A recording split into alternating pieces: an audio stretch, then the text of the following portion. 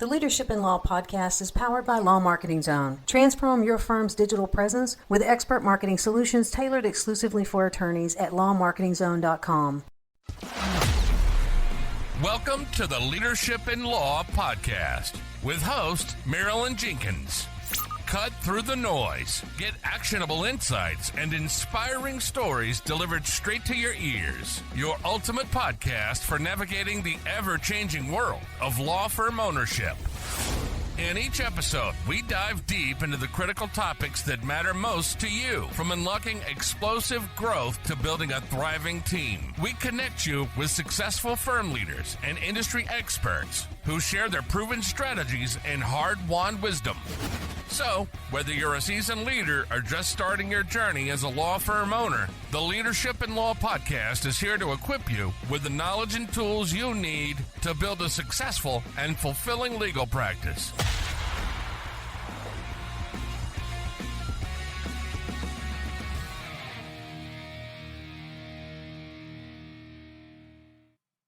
Welcome to another episode of the Leadership in Law podcast. I'm your host, Marilyn Jenkins. Please join me in welcoming my guest, Adam Rossen, to the show today. Adam, the visionary at Rossen Law Firm, is a dedicated advocate for justice and community empowerment in South Florida. A former prosecutor turned defense attorney, he blends legal expertise with a passion for mentorship, philanthropy, and reform. Through charitable initiatives, youth coaching, and outreach programs, Adam fosters trust and connection. Since establishing specialized programs and educational initiatives, his commitment to making a difference extends beyond the courtroom, ensuring individuals receive both strong advocacy and compassionate support. I'm excited to have you here, Adam. Welcome. Thank you, Marilyn. Thank you. I know we've been trying to get this done for a few months. I think it was mostly my scheduling, so I'm glad to be here and we can have a great talk. Hey, I'm excited about the conversation. Let's start real quick with your leadership journey. Tell us a little bit about that. Okay. Certainly, I learned about it all through undergrad and law school. Actually, I didn't. So there are no, really, at least that I know of, any classes that are available at a great school like University of Florida or University of Miami. Where I went down those things, leadership and law. Really, I was left to figure it out, and I'm still figuring it out. It's still my journey. So for me, it really just started from team sports. I was a pretty good basketball player growing up, pretty good high school player, but I was at some point your journey ends for that. And it was really for me at high school was, do I chase the dream and try to go to a very small school somewhere in the Midwest and pay my way through everything? Or do I go to UF and be a kid and have fun? And so I chose that. But there was a big gap missing when I was in law school, and that was the team sports and the coaching. And I always knew I wanted to be a coach. So at 23 years old, I worked my way and figured it out and hustled into being the head junior varsity basketball coach at my old high school. And so that's really when I first real taste of like real leadership at 23, being in charge of 15-year-olds and trying to run it like a program. And in law, like we're so programmed of either winning or losing, and same with sports. But really, I've learned it's about the journey, and some of my greatest improvements have been because of mistakes that I've made over and over again, different mistakes, and learning from them and talking about them. Just like in sports, when you lose, or in law, in a trial, right? You don't want to lose a trial, but when you lose, you learn a lot more from that loss than you do from the win.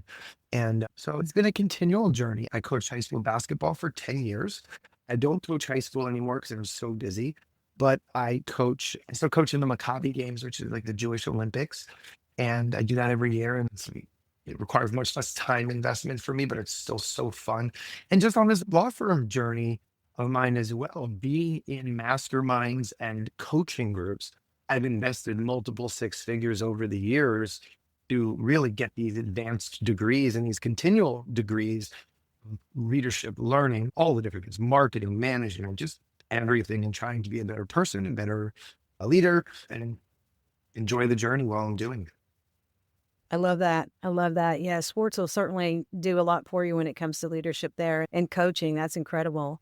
What I want to dive into is, I'm excited to have this talk, is about your new AI intake. So AI has been something that people are talking a lot about, and a lot of people don't understand or they don't envision how they could use it. And I do know that even the Better Business Bureau says 67% of inbound calls to small businesses go unanswered. How can we improve that? few things. So first of all, our goal is by this time next year, right, middle to end of next year, we want to be AI native. We want to have AI in every single aspect of the firm, but not just in it, but leading every single aspect for it. We're primarily 95% of what we do, or 99% of what we do really is flat fee billing. So it just makes sense from an operational standard and from a scaling standard.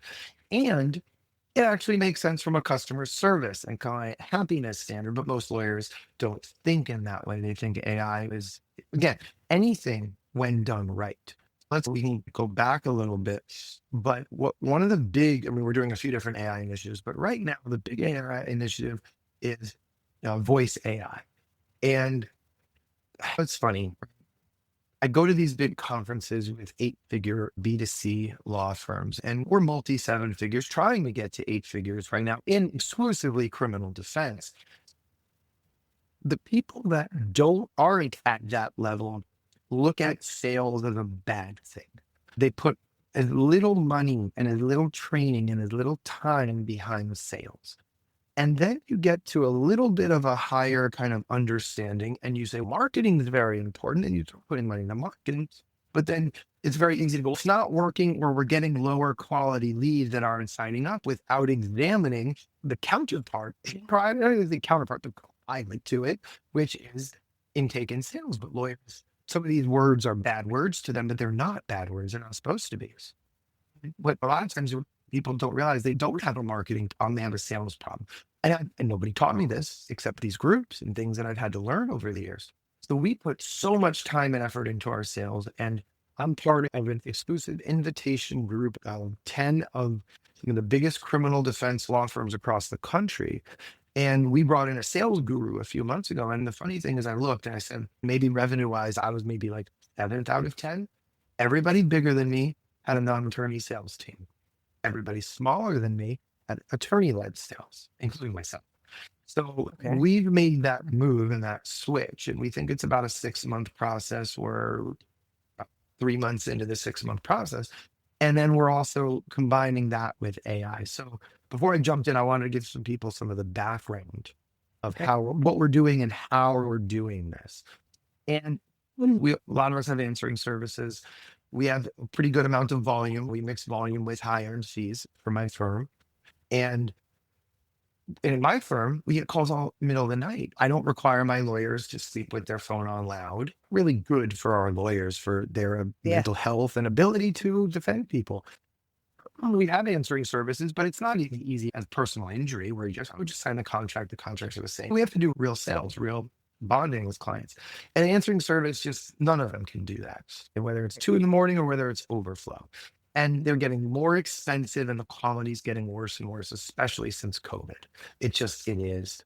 So we've been testing. We tested 20 different voice AI companies, and there's layers to it. So the first the layer is, replacing our answering service and overflow. And we found one, it's called Meet Gabby. They're not a newish company of 3-4 months. They've been around almost 2 years, and the quality was fantastic for Meet Gabby. And we, like I said, are tested in and out of the legal industry. And they replaced our answering service with that. And the great thing is it's better. And lawyers are very skeptical, Marilyn. Lawyers are distrusting, lawyers are skeptical. And a lot of what we hear is it's going to be a bad client experience. What I say to you is, have you listened to your calls? At every conference I go to, they always talk about that, and they'll put a call or two up for everybody to listen to. And sometimes those are disastrous, but sometimes when you're at the conference, you go, oh, that's not me. It is you. It's me too. It's all of us. Listen, and you don't know what you don't know. And most people don't know that they're bleeding multiple 6 figures from either their current human intake or their answering service. Because again, ignorance is bliss, and you just don't know. And when we really dove deep and listened, we're like, oh my God. And AI doesn't have a bad day, right? AI is not going through a divorce. AI is not sick. AI, when you need to go from 2 intake to 5 intake, you don't, with AI, especially the good ones, you don't need to find 3 new employees and hire, fire, train, Right. and manage them. You got to train it, okay, of course, and continually you want to update and train it, and I do that. But scaling with AI is so much easier. And so for all of Mhm. those reasons, that's why we're really going into it. And it's been great so far. We've replaced our chatbot on our website with it. And we're doing interactive video avatars and regular chat. And we're doing the overflow and nights and weekends. And then the goal is after that, we want to we're changing our entire intake team to a non-attorney sales team. And then instead of hiring new intake people, and instead of offshoring it, we're using Meet Gabby to fill that need as well. And when I ran the numbers based on my firm, between savings and even just one extra case a month that we're able to close because of it, at let's say an average case fee of $7,500, we're almost at a $300,000 swing between savings and Wow. new profit coming in, just that alone. Now we're doing a lot of marketing, we're doing a lot of scaling as well. So, that is exponential. So there's so much into it. And I can keep going, right, depending on what you want to dive deep into about it. And there's also more to it than just voice. There's been follow-up calls. There's so many different things, client court updates. And what we found is that ultimately the clients just want their questions answered. They want it solved. And the reason most people don't chatbots or certain things is because they suck. They're terrible. Yeah. But the good ones and the ones that solve people's problems are great, right? And people hate phone trees because they suck, right? But if there was an True. easy, fast, efficient phone tree, then they wouldn't care, right? They just want their problems solved, their questions answered. That's all that they want. And so as long as the quality is good, and still some of it is on, I think, the firm to maintain quality Mhm. control. You got to partner with a company that's good. And then you got to maintain trust and verify, like actually maintain that quality control. And once you do, the world's moving so fast with this that within a year or two, it's going to be extremely commonplace. But we always want to get ahead of the curve. True. So one of the things that people are worried about is, I can tell that's AI because there's no empathy in the voice or whatever. I have tested some that were for, say, med spas and that sort of thing. And they are incredible how they come up with the added conversation that makes it sound natural. Maybe you could tell there's a little mechanicalness to the voice, but not really. Right. They are getting so good. So in your training of it, so say I wanted to use one and I'd go to Meet Gabby, they would assign me a agent, I'm assuming, and then I train it on what I want it to say and the tone that I want to use. Is that kind of on the right? Absolutely. And what they've done is they made it very easy for us. So there's a few other companies that are non-legal. Wouldn't write, and when in evaluating it initially, I thought, non-legal, that's going to be better. But then looking at it and going, geez, wait a minute, I have to do all of the legwork and build it from scratch. And my time is worth a lot of money. My team's time is worth a lot of money. So then when we tested some others, and especially Meet Gabby, they had a lot of pre-built stuff where it's 70, 80, 90% of the way there. And you can choose, do you want somebody from the deep South? Do you want somebody more from New York? Do you want somebody who's empathetic or somebody who's going to be, right? Just differences, English versus Spanish. What about Portuguese? What about South Florida, Jamaican, Patois, Haitian Creole? Right. We have Russian. South Florida is a true melting pot. And being able to switch on the fly, which is really cool. And we're going to be starting to use it with some of our Spanish. If a non-Spanish speaking lawyer has to have a call with one of our clients, yes, we have Spanish speaking staff, but what if they're busy? But we're going to test it and try the AI and see if and it's not a matter of can they tell? It's a matter of do they care because it's a worse client experience, not because they just care because it's AI. Is it a worse client experience? And by and large, we believe it's not going to be because you know what? My Spanish speaking legal assistant is probably busy right now wanting to do work and might not want to stop the work to then have the client call. Or again, maybe she's having a bad day. Right. So we're looking at all those things. I believe it's a lot more consistent and reliable. when you use it in that manner. And so it's been very good. And look, the med spas are a great example because I heard that they're using them.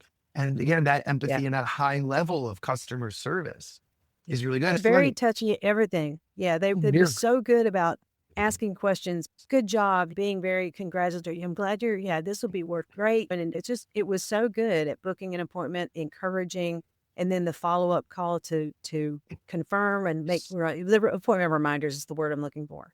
Right. But they are so good now. It's ridiculous. Right. And I'm sure those med spas can then take that increased profit and put it back into other things, right? And so when you look at it, law firms can take that increased profit and put it back into marketing and continue that cycle. And then as the firm grows, guess what? It's now an easier way to maybe hire higher end legal talent or pay your lawyers and your team more. So there's so many benefits, especially when you can get any kind of tech product like this that is scalable and leads to a higher level of profit. Because as all the business owners know, more profit most of the time does not mean more money for the lawyer. It's only percentages, because most of the profit gets put back in especially if you're in growth mode, for continued growth. And when you can get an AI agent that can be multiplied without having to pay a salary and benefits and vacation and everything for, like you said, an individual that may have a bad day and you're not taking good. I had a client not too long ago that did audit their calls of their intake person, and their kind of nice response was, they're not doing us any favors. And I think if you do audit some of your intake calls, you'll find that, because I don't care who you are, you're going to have a bad day from time to time. And how many cases is that costing you? Absolutely. And ignorance is bliss until you actually do your due diligence, and then you become awakened and you go, oh my God, how much is leaking out of this bucket? Right. Yeah. So what kind of time frame is it to get one up to speed that you start testing with it? We wanted to go slow. I didn't want to make the wrong choice. And there's a lot of, this is a very emerging field, and not just that, but the voice technology as well. So again, we tested about 20 different companies myself and went through all the different demos and everything. And really we took a few months to do our due diligence, and it coincided perfectly with the entire revamp of our intake and sales team. For us, once we chose Gabby, it was simple. It was easy. It was pretty seamless. They have a new version that we're on, 3.0, and it was much easier. Now for us, it was a little more complex because our phone system is Amazon AWS. We don't run on like RingCentral or Dialpad or one of those. And AWS, it's a VoIP, but it's a much more enterprise level VoIP. And so it's just a little more customizable, which on one hand makes it a little harder to operate, but on the other hand, I could use it when we become a $50 million law firm. We'll never outgrow AWS. And we also use Salesforce with our CRM for the exact same reason. So we were with MyCase, and we left MyCase about 3-4 years ago. It was great where we were when we grew to about 10 employees. But then we started to see some pain points for us with MyCase, and Clio wasn't an option. And some of those others some of the other ones are a little more PI focused, like Smart Advocate. Right. For criminal defense, it was either just have a basic thing or go to Salesforce. And I didn't want to have an intermediary step when we're at $2 million in revenue, 25 employees, which is where we're at now, and then get to 10 million, right? And go, oh my God, we got to switch it here. So because I like tech, we just said, you know what, we're going to go on something that we'll never be able to grow out of, that is fully customizable, and we're going to do it. And we're going to go all in that way. So because of those things, it just took a little bit longer with the APIs, because it wasn't just click a button and boom, it talks to MyCase. But that's okay. Their team was great with us, and it worked out really well. And with everything, again, with those systems, AWS and Salesforce, they're built for this. It's just because it's a little more complex, it just means it's a little bit longer days instead of just clicking a few buttons and you're up and running on Clio, Smart Advocate, MyCase, whatever. The nice thing is each one of those platforms has a tech team that can help you. You are a subscriber, you're a customer. So basically Meet Abby's catching all your inbound calls. Is it do you have the potential to make calls for you? So it does. Like the follow-up calls, the nurturing? Yes. But even before that, we're building it where it's taking them and then routing them. And it's popping up in Salesforce as the client. And then if it's a current client, it's routing it to the case managers. And if it's not in Salesforce, then it's going to go as a new potential client to the sales team and do an intake and then ask the questions and then move it to the sales. So it's doing that too, which I think is really cool because we for years had reception and then intake as overflow handle current clients calling. And then it's, why am I talking to your intake person? And then you're trying to get me in touch with the case manager. And then guess what? The intake person is triaging that. So they miss the new PNC that's calling, right? The new potential new client. And we're like, geez. So it's solving all that too, to go another layer deep. But for the outbound, we haven't done it yet. And I'm doing this rollout in phases because I want it to be slow and methodical. So the goal is for the chase or the follow-up sequences. We have automated sequences with emails and texts, but yes, it will be able to do outbound calling as well. So a lot of the time that our intake people are spent calling and following up, Gabby's going to be able to do that as well. And we want to build a gas call program, which stands for give a shit. And basically we're just outbound calling current and former clients to let them know that we care about them and to see how they're doing and just customer service. And we're going to build that in as well. Haven't done that yet, but that's the next level and phase that it can do those outbound calls. And just those things can take up a tremendous amount of time. So I love them. You're saving a lot of time and you're giving even better customer service. So I think that makes a lot of sense. If you have 1,500, let's just say 1,000 to 2,000 former clients from the last, 5 years or whatever, depending on your area, even 500, to call and have a meaningful conversation with them in a year. If you have somebody calling, right, and having maybe because how many meaningful conversations you're going to call? You're going to call, you're going to miss each other. But an employee that does that, maybe doing 10 outbound calls a day, former clients, and maybe in a day can get 4 done. Right. And let's say there's 22 working days in a month. So 4 times 22 is 88.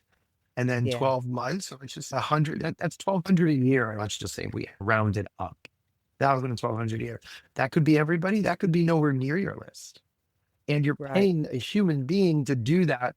That's probably 75% of their debt when you truly know how much inefficiencies there are with human beings. Right. So now that's still going to be a net positive, right? ROI. But imagine what happens when that's handled by a bot, by chat, right? By AI. No, I agree. Because what you're doing is you're like constantly doing database reactivation. People say I'm growing by word of mouth.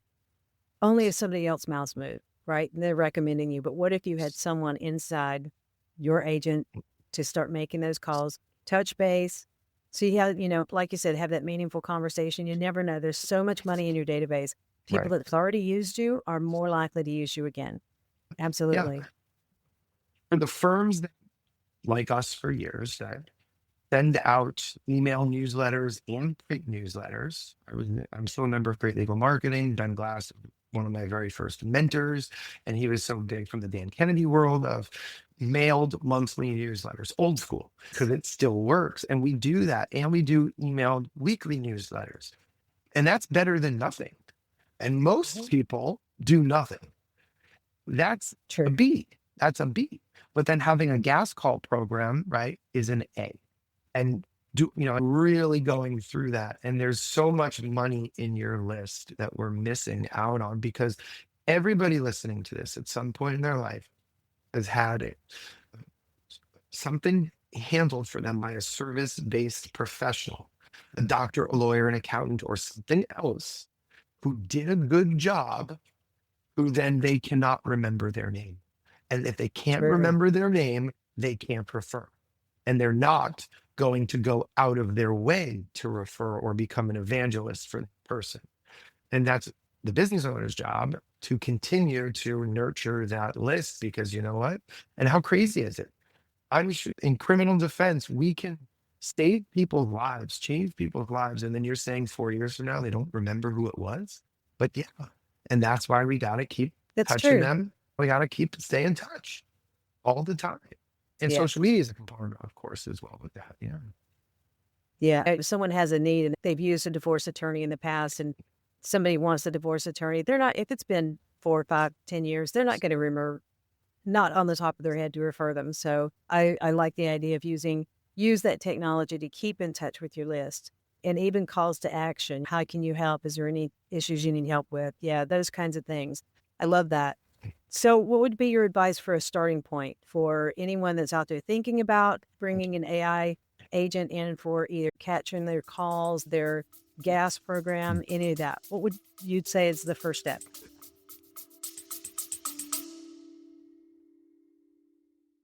Hey, lawyers, are you losing cases to firms online that aren't even better attorneys than you? They're just better at marketing. Most law firms are nearly invisible online. If you're not showing up in the Google Map pack, if your ads aren't converting, or if you're constantly waiting on referrals, you're leaving money on the table. At Law Marketing Zone, we've helped clients go from 0 to over 20 cases a month. And we've put our top strategies into a quick, free checklist, the Law Firm Marketing Fix.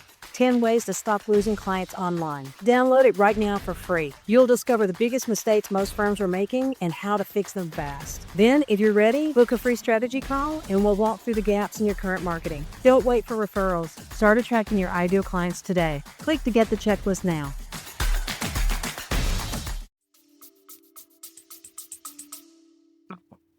It's funny. My answer today is completely different than what it would be 2, 3 years ago. 2, 3 years ago, I would have given a very tactical response, right? Which might be just start evaluating different AI companies and move forward, right? But now, and I've learned, and especially I've learned this with some of our digital marketing, with Google algorithm updates and different things. I say, take a step even further back and say, and decide what strategy you want. Because strategy and tactics are two different things. And I built our firm over going to different conferences for a few reasons, for a few different ways, but going to different conferences, hearing the new tactic of the day or the hot tactic of the year, The shiny coming home object. but implementing it and having success. And then Okay. 2, 3, 5 years later, looking back and going, this was not part of a comprehensive strategy. So it's a bunch of hodgepodge things that got us quick win. But now, 1 or 2 things change and we actually had no real overarching strategy. So the first thing I would say is take an even further step back and develop the strategy. What do I want to use? Why do I want to use it? How are we going to use it? And which vendors, and how does this fit in other aspects of the firm? What are our goals? Instead of just, oh yeah, I can tweak this, do this, and I can make more money or get more cases, because that's not a strategy, that's a tactic. Once you have that strategy, so for example, for us, by the end of next year, we want to be an AI native firm, as I was saying, and that's AI native in all aspects of the firm, not just voice, not just intake and sales. And so what we've done with this is part of a broader strategy. And then within that, then there's the firm strategy and how all of the individual, how's some of the AI legal strategy going to be, and how's that going to fit with sales and marketing, and how's that going to, and within sales or within even the sales and marketing piece, there's the before unit. How can we continue to market and sell in the during unit, which is the case production unit? And then how can we continue to market and sell to them in the after unit, right? And all those things. So there's multiple layers of strategy. And once you come up with that and really be deliberate, then you can move to the tactics. That's the best way to do it. And then to go a little more granular within the tactics, again, test. You have to test, you have to ask questions. You have to learn, right? How is this company funded? What are the company's goals? Are they inside or outside of legal? Is it something that's just slapped onto? Is it that there's maybe a bigger company that just said, oh, voice AI is hot, so we're just going to make some basic stuff and slap it on and charge an upgrade, right? And that's what when you see most existing legacy software companies, hey, now we have AI. Wait, you've just thrown on an LLM model there. It's very basic. Basically an LLM search.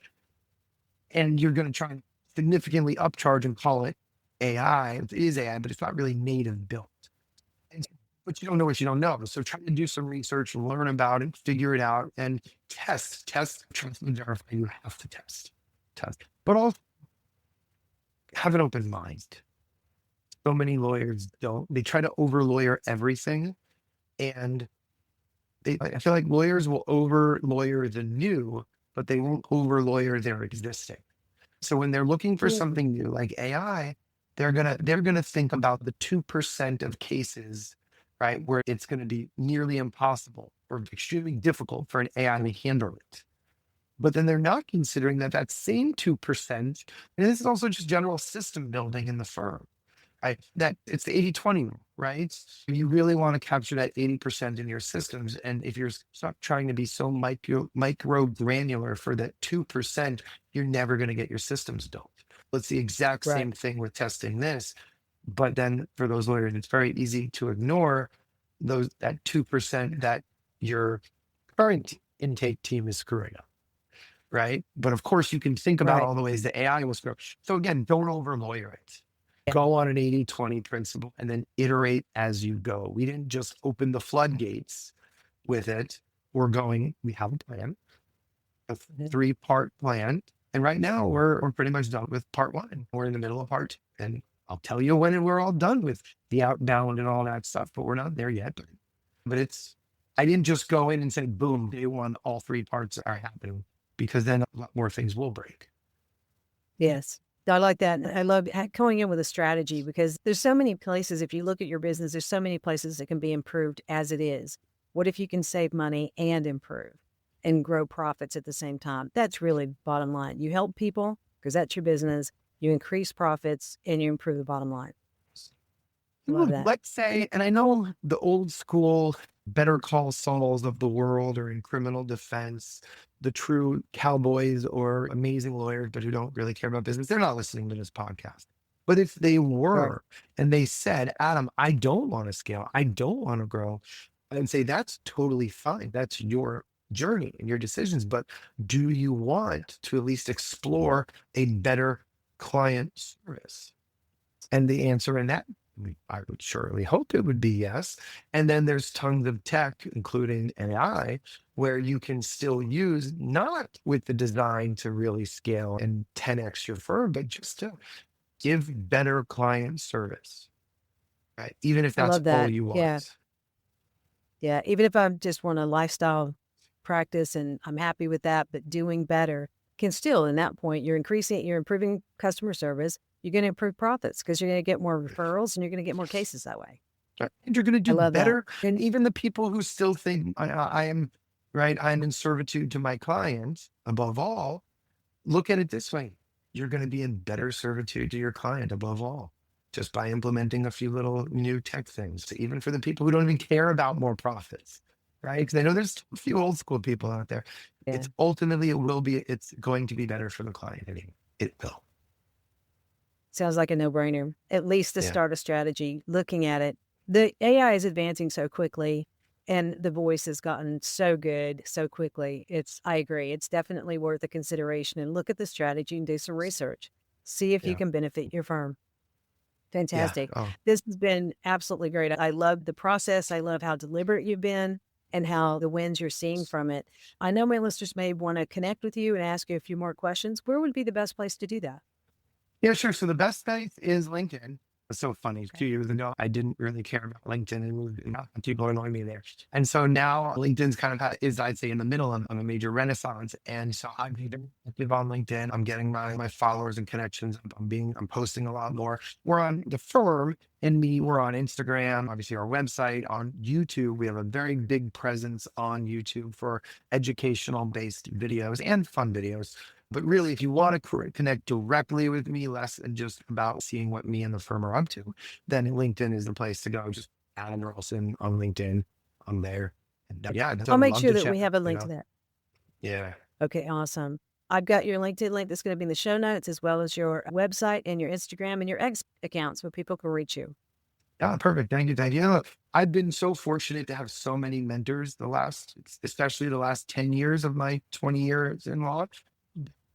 Anybody I can talk to, about once a week, somebody's reaching out on LinkedIn now to say, hey, I'm in law school, or I'm at the PD or the state attorney, or I'm in PI and I want to leave. What advice do you have? Hit me up. I want to talk. I want to help. I'm so grateful to everybody in the legal industry that really puts out great energy. And I want to give back and do the same. I think that's one of the best things about the legal industry is that it is so full of mentors, and it's just a great society to be a part of. It is. Thank you so much for your time. Thank you for being here. This has been a great conversation. I'm really excited to have had you here. Yeah, thanks so much, Marilyn. Anytime. Thanks for joining me today for this episode.